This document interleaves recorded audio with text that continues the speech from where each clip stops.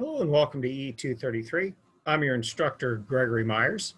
In this video, we're going to take a brief introduction to file input and output, including some examples of how to use the fopen and fclose functions. We're going to look at how to both read and write, but also to append to files. This video assumes that you've watched most of the fundamentals driver and are capable of setting up a new driver. In this case, we're going to call this series File Demo. And you'll notice a few things about my file driver. First of all, I have included some of the code from my earlier demos.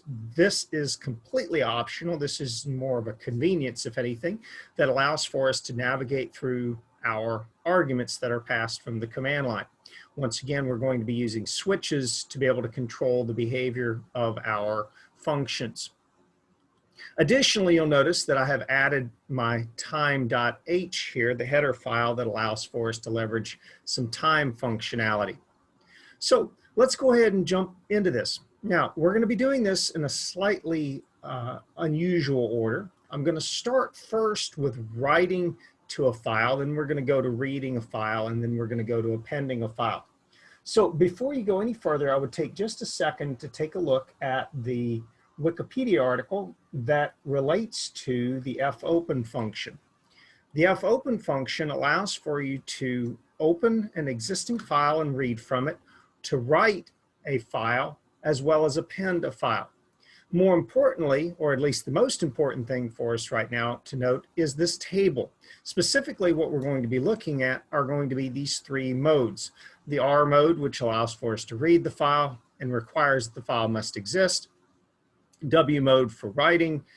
Notice it creates the file if it doesn't exist. And the append mode, and it also creates the file if it does not exist.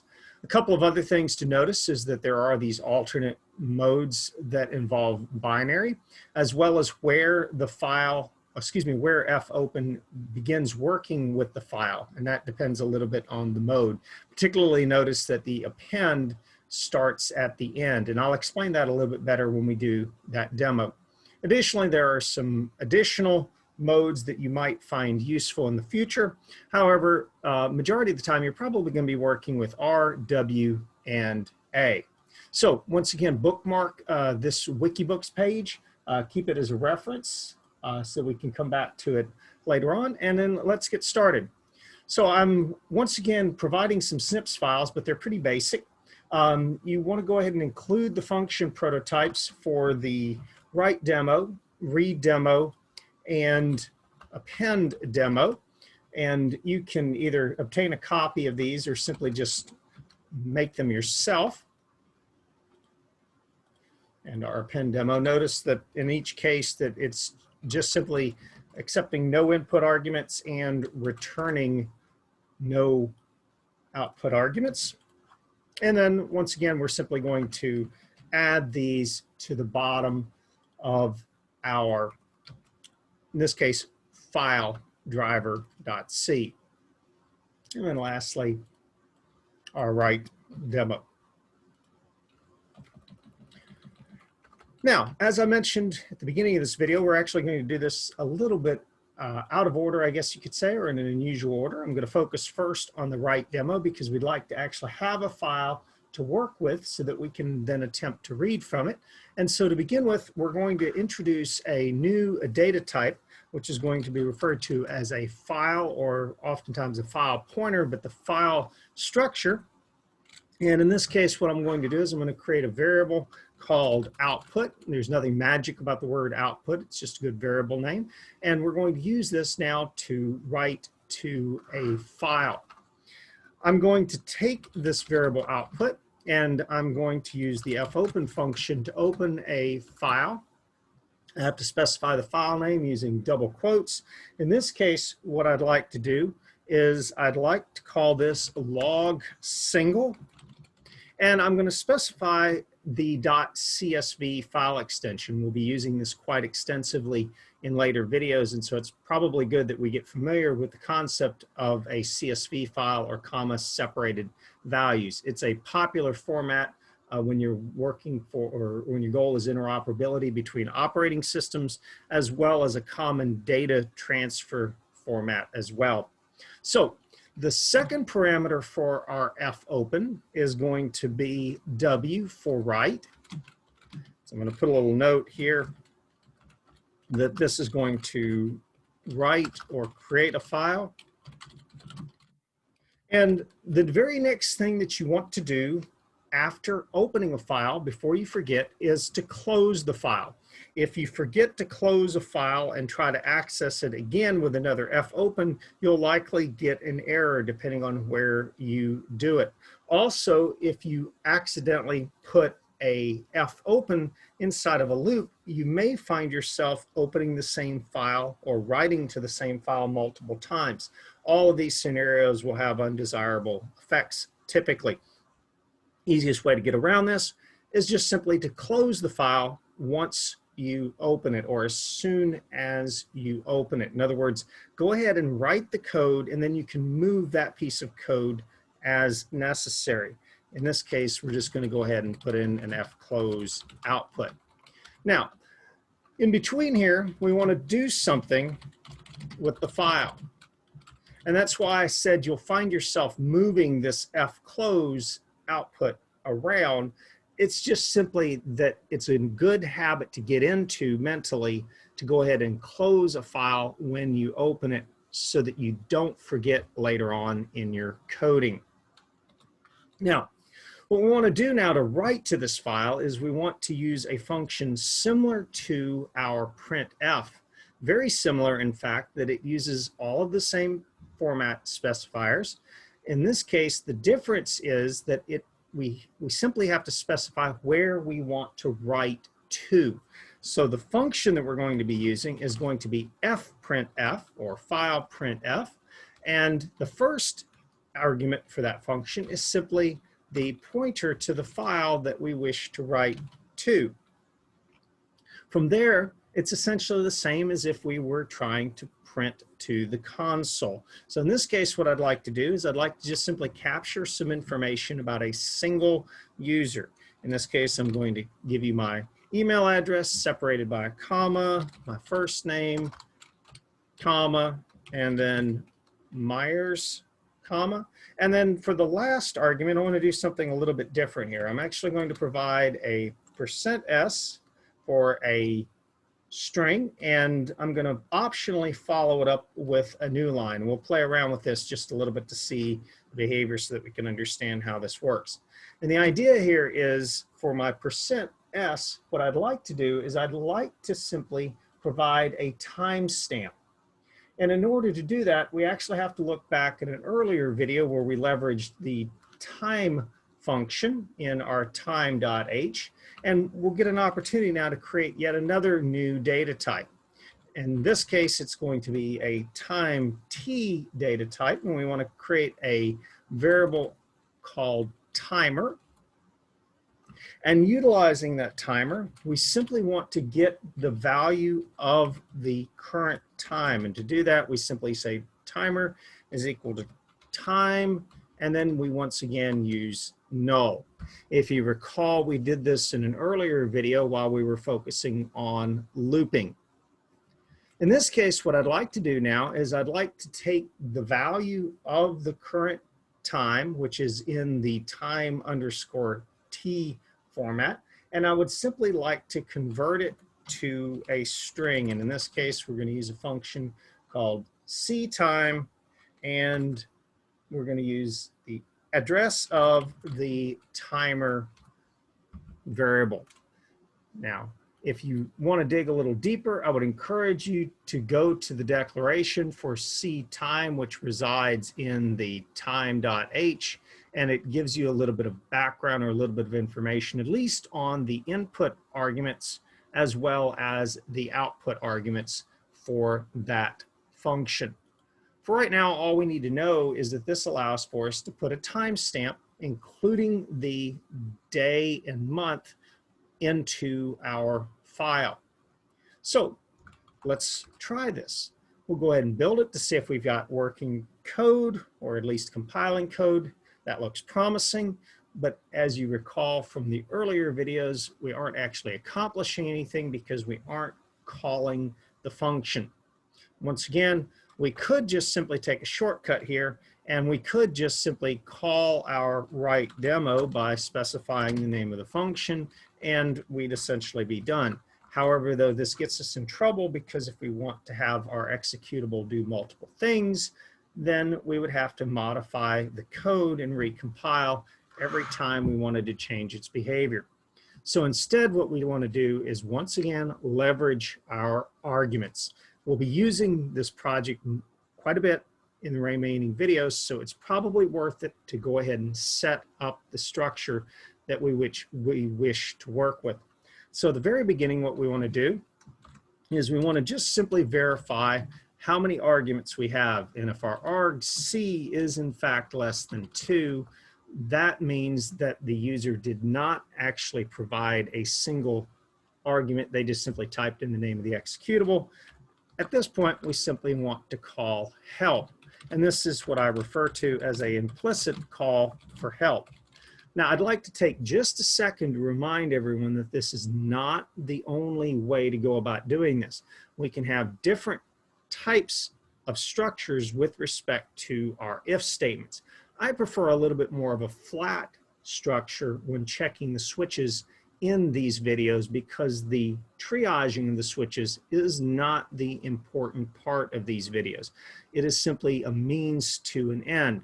You can get more sophisticated later on. Instead, what we want to do is we want to focus on the functionality in each one of these demos. This is basically supposed to be an easy way for us to improve our C knowledge.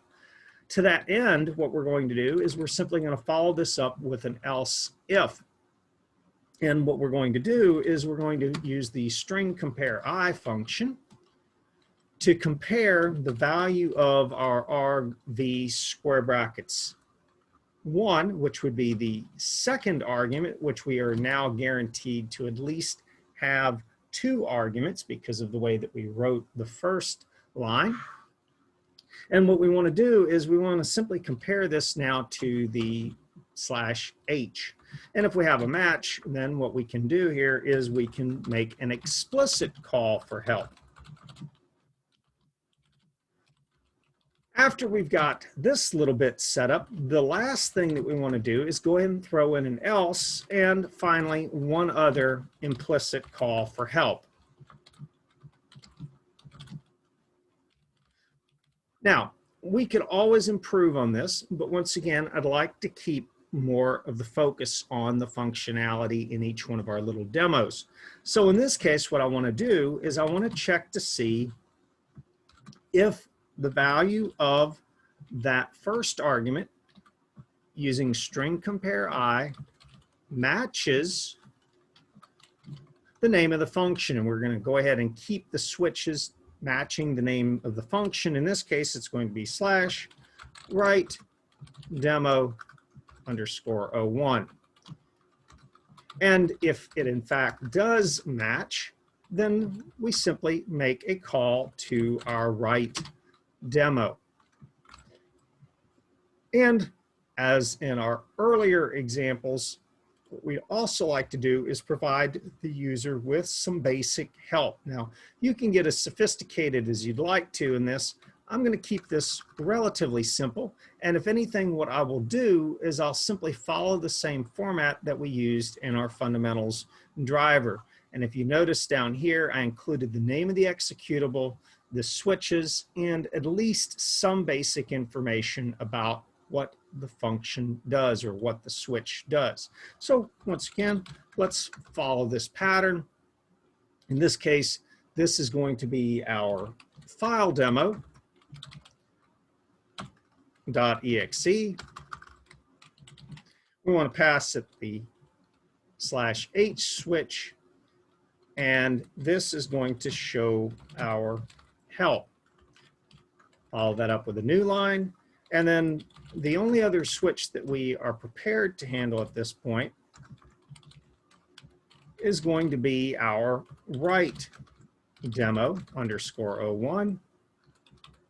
And this is going to show how to write a file. At this point, we should be set to go. So I'm going to go ahead and build it. We have no errors. I'm going to come over here to my command window. Notice once again, I'm in my distribution debug MinGW folder. I type in dir. There's our file demo.exe. And if I run it, you'll see that I get the help because I didn't provide any switches. If I explicitly put in a /h, I also get help.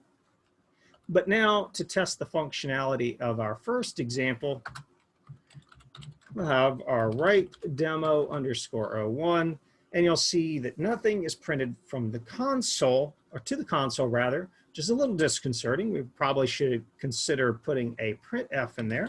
But you'll notice that if I type in dir, I also get another file called log_single.csv. And what I can do now is I can drag and drop that into NetBeans, or what I can do is I can right-click and open with Notepad. I would discourage you from opening it in Excel for a number of reasons that we will address later, not the least of which is it takes a little bit longer. But you'll find that NetBeans is pretty good at handling CSV files or files in general and refreshing them each time you run your executable.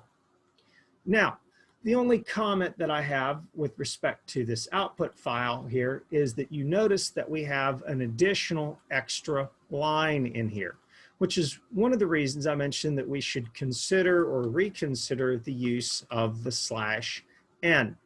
But aside from that, you'll see that I have my ID or my email address, my first, last name, followed by the current time when I ran this executable.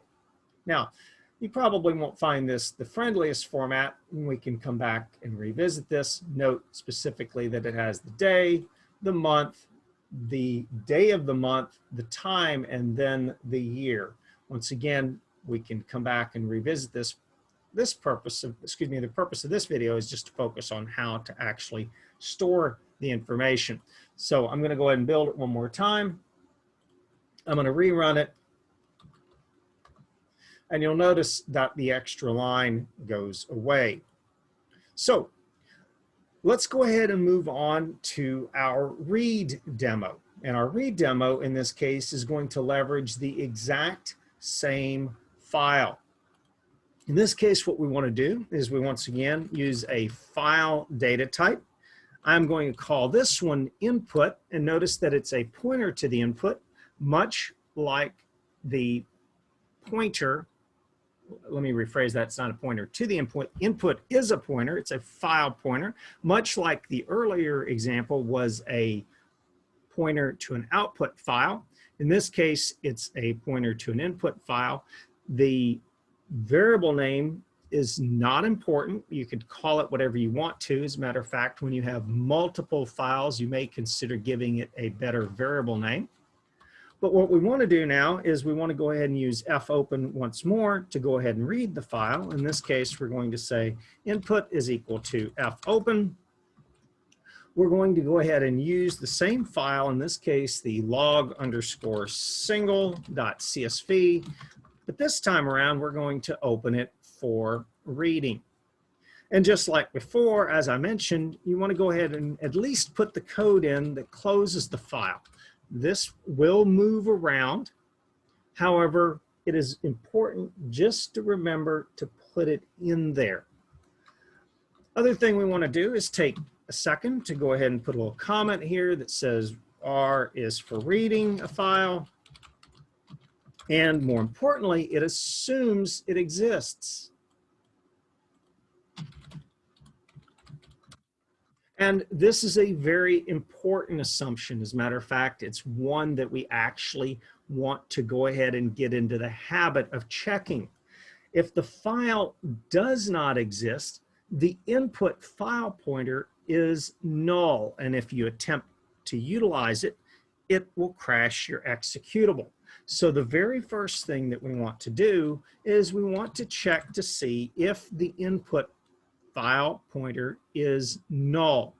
A more common pattern is to check to see if the input file pointer is not null, and that's going to be the one that I'm going to most commonly use. So basically in this case, I'm going to say if input is not equal to null, do something, else we have a problem.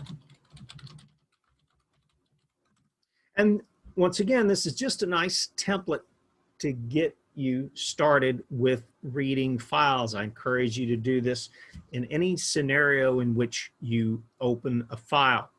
Now, more importantly, we want to also think about the behavior of our fclose, or where to put it at this point.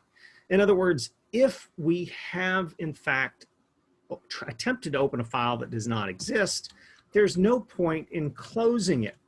And more importantly, we want to make sure to close the file only if we have successfully opened it. This is, once again, something that will get you in trouble if you have more sophisticated applications that will open multiple input and output files at the same time. Now, under the else branch, we probably should provide some sort of feedback back to the user. So maybe an error, or even just a warning, no input file found. And you may also want to consider including the file name. So possibly instead of no input file, which sounds rather generic, you can also replace it with our log single.csv not found. Once again, it's just about how much information we want to provide back to the user. Let's get to actually doing something with this file. And in this case, what we want to do is we want to just simply read out the contents of the file and write it to the console. And to accomplish that, I need to have a temporary variable. And in this case, what I'm going to do is I'm going to create a temporary variable that is of data type character. I'm going to call it a line, and it is going to be a character vector, or specifically it needs to be a string. And in this case, I'm going to make it fairly long. I'm going to go ahead and make it 50. And I'm basically just trying to estimate a value that is longer than the length of a line. Coming back here, what we want to do now is we want to use a similar function to our scanf, in this case Fscanf, that allows for us to scan the contents of the file much like scanf did for our console. In this case, the only difference is going to be, once again, that we have to provide that input file pointer followed by the format spec that we wish to follow, and then the address of the variable that we wish to store the information in. At this point, the only thing that we have to do to demonstrate that we've accomplished something is a printf, in which case what I'm going to do is I'm simply going to use, once again, a %s followed by a new line and the variable name line. Now, once again, there is nothing magic about that variable name. It's just something that I commonly use. At this point, our read demo is in fact complete. We're going to go ahead and build it. Seems like our code and the function is correct. So at this point, it's probably time to handle our triage switches. And in which case you can simply go ahead and comment the one for the right demo, or excuse me, copy the one for the right demo and change everything over to read. Save it. Probably go ahead and add a little more help.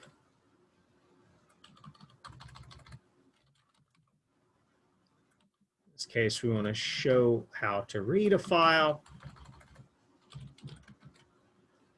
Go ahead and build it. And we can come back out here to the console and change our switch to our read demo. And you'll see that now what I've done here is I have read in all of the contents from that first line? Or have I? If you'll notice that it stops after the N in Monday. And why is that? Well, it's because that our Fscanf behaves very similarly to our Scanf in that it looks for the first space when dealing with strings. And if you notice that my file here is separated by commas, I did that intentionally so that you can see this behavior. Once it reaches this space right here, it thinks that that is the end of the first line. Now, we're not going to cover how to handle this in this video. That's for a more advanced video. But I wanted you to see how our read demo works.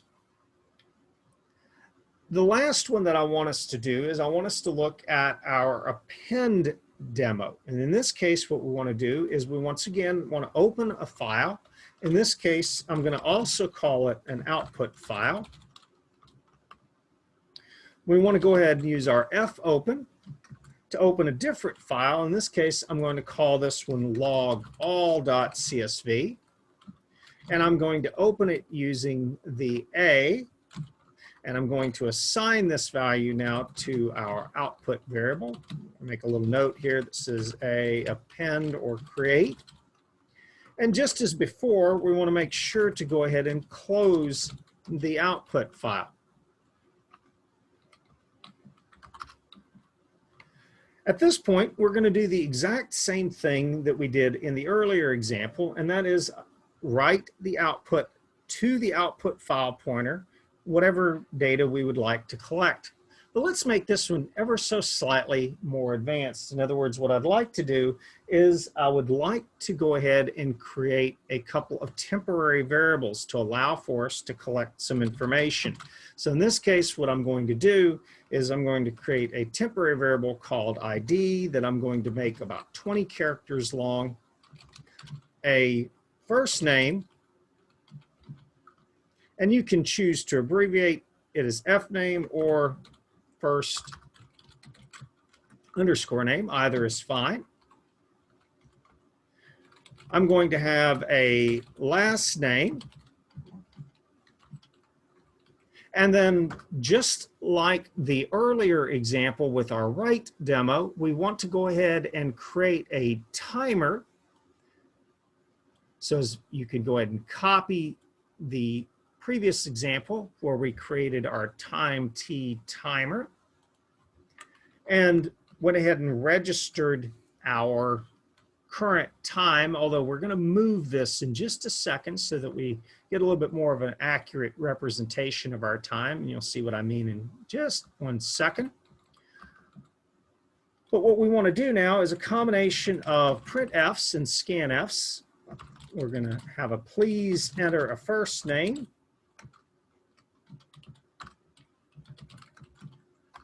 followed by a new line, and a scanf, this time from the console though, not an Fscanf, and we simply are going to store the value at that first name variable. We're going to have a printf, please enter a last name, followed by a scanf with once again a %s and the address of our last name. The ID, which we almost skipped here, please enter an ID. And we once again store that.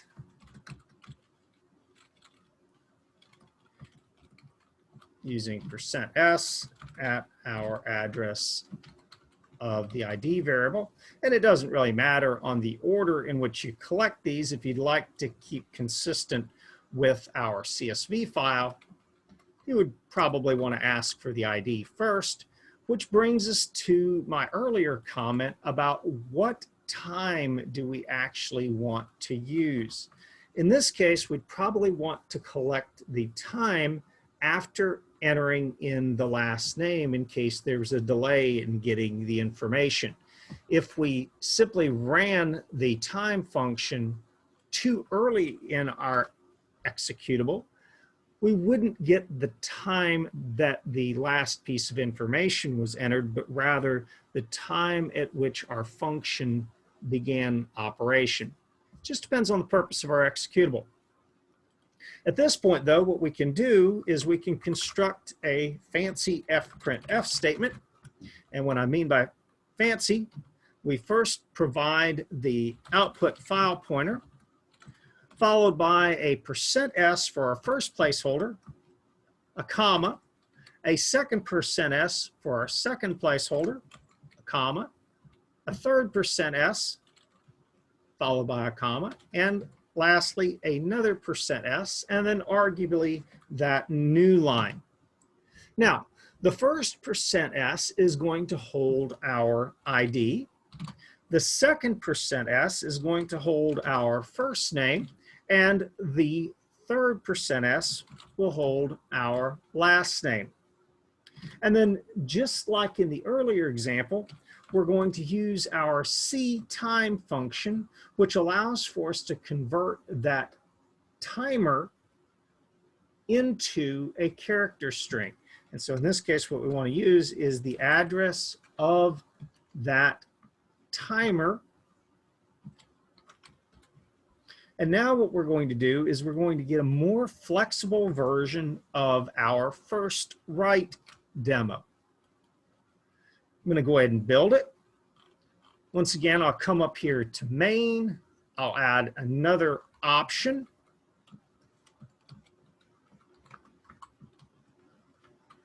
Simply change the read to an append, calling our append demo, and update your help.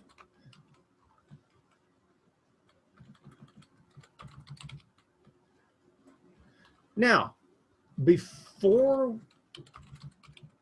we run this executable, we want to think for just a second what is going to be different about the behavior.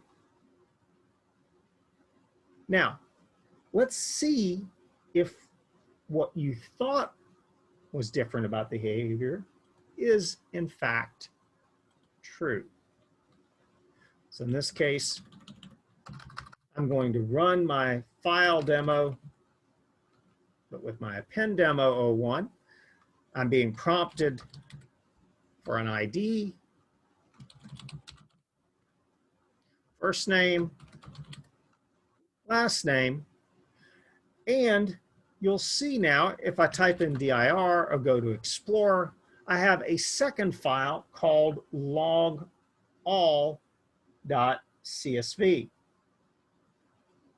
And you can see this if you simply go to Explorer, to the current folder. You'll see in addition to the log single.csv, there's also a log all. And just like in the log single, we have roughly the same information. However, if I rerun the append demo, I'm going to put in a different ID, in this case, J. Jones, John, Jones. You'll notice that I get a second line. If I come back to the console and run my write demo once more, I simply overwrite the first line. So hopefully in this demonstration, you can guess the append is a great way of creating a log file that simply logs the utilization of your executable, for example. So if you want to simply keep track of every time your exe is launched, this would be a fantastic way of going about doing it. Hopefully you found this video useful. As always, if you have any questions or comments, don't hesitate to email me. This video is going to be part of a larger series of videos focusing on file I/O as well as strings. Thank you for watching.